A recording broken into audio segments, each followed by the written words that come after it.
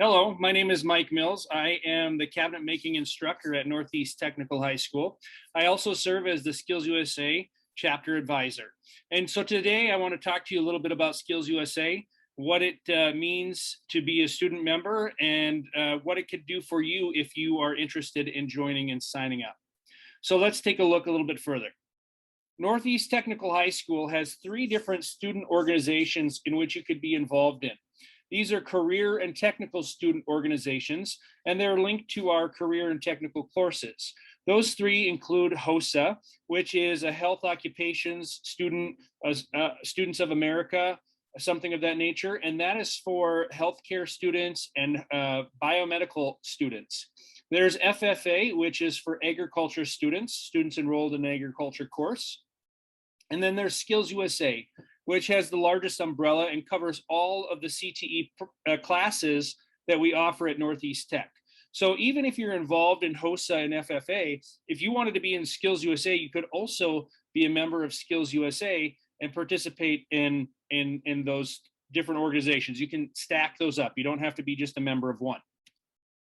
So SkillsUSA, what the framework is kind of lays out what SkillsUSA does for its students and how it does it. So what SkillsUSA tries to do as an organization is take your personal skills and develop those things like we see here on the screen: integrity, work ethic, professionalism, and it blends those with workplace skills, or what they sometimes refer to as hard skills, your technical skills and your technical skills. So your technical skills are the skills that you're learning in your courses, in your CTE courses at Northeast Tech. You know, maybe it's automotive, maybe it's welding, maybe it's healthcare. And then your workplace skills, this is going to be like your professionalism. This is going to be working with others, teamwork, things like that. And we try to blend and mold all of those 3 areas together, and then they all kind of feed into one another. So that's what SkillsUSA's framework helps shows us what the organization can kind of do for you and how it ties all of these areas together. We have a short little video for you to watch. It's on Mike Rowe. It's a 60-second PSA or public service announcement on what SkillsUSA is and what maybe it means to some people outside of the student educational realm, and how it can be a benefit to those students and other stakeholders. So let's go ahead and take a minute and we'll watch this video. Mike Rowe on the skills gap and how a national nonprofit student organization called SkillsUSA is trying to fill it. So the thing about SkillsUSA that's so cool, and the reason that my foundation has supported it for years, is that it's deliberately focused on celebrating a skill. 3 million jobs right now exist in the trades and transportation and commerce. The skills gap is real. Training kids and getting them excited to do the jobs that exist ought to be job one. SkillsUSA does that in a big way. It's about excellence and competition and being good at what you do, and eventually through all of that, learning who you are. SkillsUSA is working.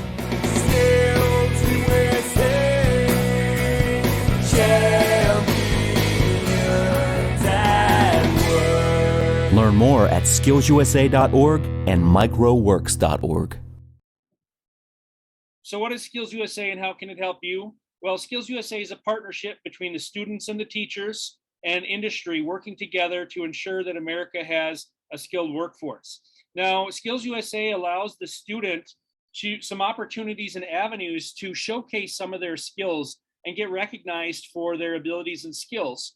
Other organizations like athletics and fine arts and those kind have ways that those students can showcase their talents and abilities. And these student organizations can do that for you as a hands-on learner and a hands-on worker, can help you to showcase your skills and how you excel in your different trades areas that you're studying in. So SkillsUSA really has 2 different avenues for student members. Now, these are not one or the other. These avenues could be taken together. So there's the contest areas and there's the leadership side of SkillsUSA. So let's look at the contest areas first. So there's over 100 different contest areas which SkillsUSA offers for student members. These contest areas are typically related to your your CTE course. And then there's also some that are leadership based. So there's like job skill demonstration where you give a little presentation on how to do a certain procedure within your job. There's interview skills, there's interview application process. So there's a wide variety of different contests that can meet the needs for you to showcase your abilities. So this year's state contest is held at Western Dakota State, and it's April 7th and 8th. Now, the state contest is where all the schools will send their CTE students or skills members, and the students will compete against one another in their different contest areas. So this is typically a 2-day event, and it's going to be held at Western Dakota this year. Then the winner of the state contest has the opportunity to go on to nationals. So nationals this year is held in Atlanta, Georgia in the summer, a week in the summer where you go and compete against other states and compete against and show off your skills at the national level. So typically first place winners are allowed to go on to nationals, and if first place winners can't make it, then it's offered to the second place winner to represent the state in that contest area. So the other avenue that students could take is for the leadership. And with the leadership route, we have two different avenues within leadership. One is you could work with the state director and the state office and be a state officer where you would maybe help with recruitment. You would help schools and new chapters get up and running, where you would partake in some leadership development. And then ultimately at the state contest or the state conference in April, you help lead and facilitate that conference. So chapter officers, typically you would start as a chapter officer before taking on a state officer position. Those are going to be individuals who want to help lead and guide our local chapter for Northeast Technical High School. And you're going to plan activities, promote SkillsUSA within your courses. If you want to do different activities, maybe you want to have a social event, things like that. Those are what the state officers help plan and guide and lead and get the SkillsUSA members excited for. So there's some different avenues within leadership if you wanted to partake in those. Now, both of these areas will provide great information for your resume. So these items are resume builders. You're a SkillsUSA member. You're participated in leadership. Maybe you were a state officer, chapter officer. Those would definitely be things you would want to list on your resume as you move forward in pursuing jobs and education. You could also list your contest areas, what you competed in, what you placed, and so forth on your resume. So all of the fees associated with SkillsUSA are paid for through our fundraising efforts throughout the school year. Typically, we just do two. If you participate in one, then you don't have to do the other if you meet the minimum requirements. And these cover the hotels when we go to different conferences, when we go to nationals. It's going to cover travel and things like that. So really, this one or two fundraisers that you participate in covers all the expenses related to SkillsUSA. So even though the contest areas are held at the local technical college, this case it's out in Rapid City, they do partner with industry to help get those contests up and running, designed, laid out. So it's not just the tech school who's running it, it's also help through partnerships with industry to build contests that are relevant to what is being looked for by industry people who are hiring and skills that are needed in industry. So again, as mentioned, there's over 100 contest areas that all apply to different areas within CTE, and we're going to talk about those individual areas.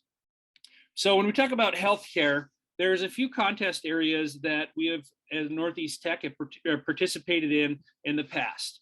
The first is first aid, where you actually perform first aid techniques and procedures on a volunteer or on a dummy or a mannequin. So it's actually performance-based, you're doing that. Medical math and medical terminology are both short contests. They involve a test. So you're taking a medical math test or a medical terminology test. And so one of those contests or both those contests can be paired with another contest, since they are both very short, relatively short contests. You can stack them up.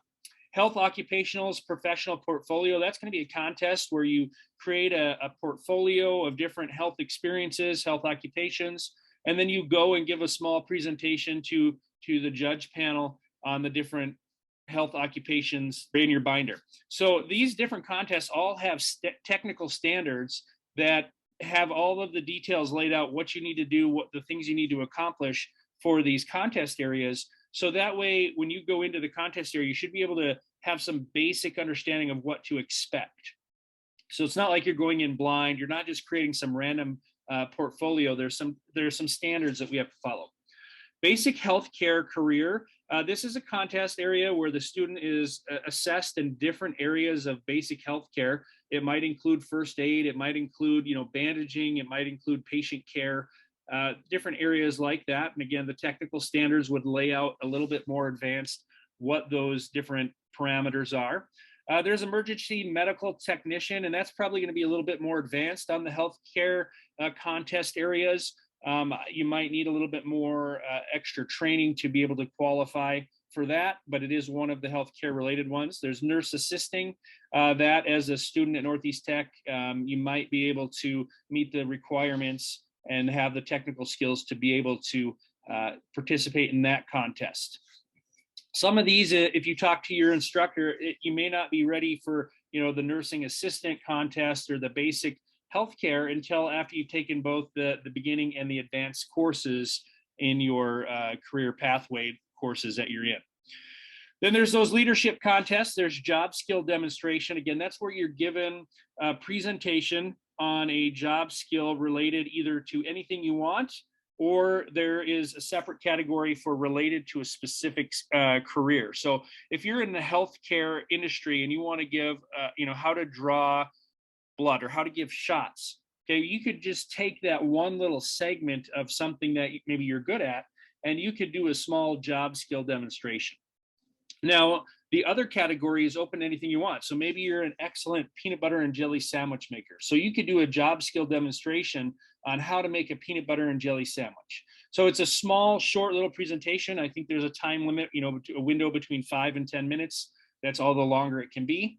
And so that is one of the leadership contests that you could participate in. There's employment application, where you go through the process of filling out applications and the things prior to a job interview, because then another contest area is the job interview itself.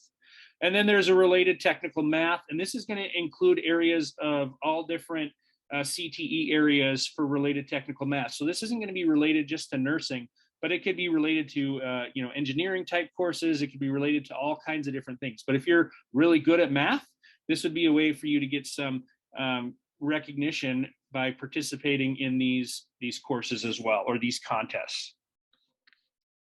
Okay, one contest area that would be open to all SkillsUSA members is the t-shirt and design contest. And so in the past, what they have done is a student has designed the logo for the year that gets used. Typically, this is put on the SkillsUSA shirt when South Dakota goes to nationals. This is the picture that's on the back of their shirt that represents our state. And so this is a contest area. They also have a t-shirt design contest area at the national level, if you that was something that interests you. But this is one that typically more students get involved with, that I've seen in the past, is designing a digital logo or design that represents our state of South Dakota. And there are some parameters that need to be followed. If you're interested in this contest, we can talk a little bit more individually on that topic. So yes, we do want you. We're looking for SkillsUSA members, not only to compete, but also for our state or our chapter officer. We need members to constitute our organization. So if you're interested in participating in contests or maybe taking on a leadership role, feel free to contact me or contact your teacher at Northeast Tech, and they can tell you how to get a hold of me and what you need to do to get enrolled in SkillsUSA. So there's a couple ways to sign up.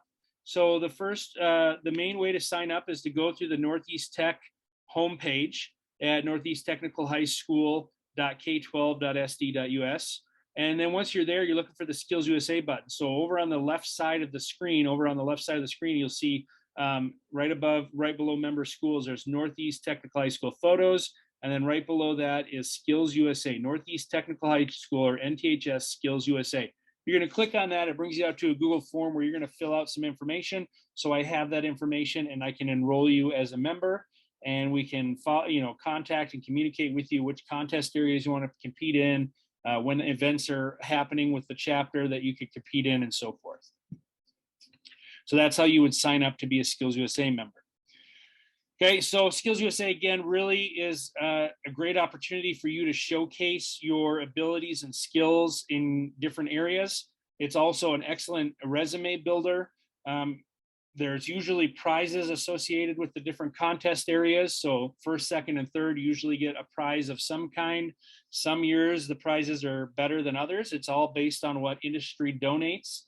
For example, some contest areas in the past have walked away with a cordless drill or a cordless circular saw, just all depending on what industry donates to their contest areas. So some areas like automotive are a little bit more better covered from industry support, like Snap-on usually donates tools for contest prizes. And other areas like early childhood education are probably not going to have quite as much industry support with prizes as you would see in some of the other ones that are a little bit more hands-on. So again, if you're wanting to participate, please let me know and we'll get you involved with SkillsUSA. And I don't think you'll regret it. And hopefully, if you have any other questions, get a hold of me.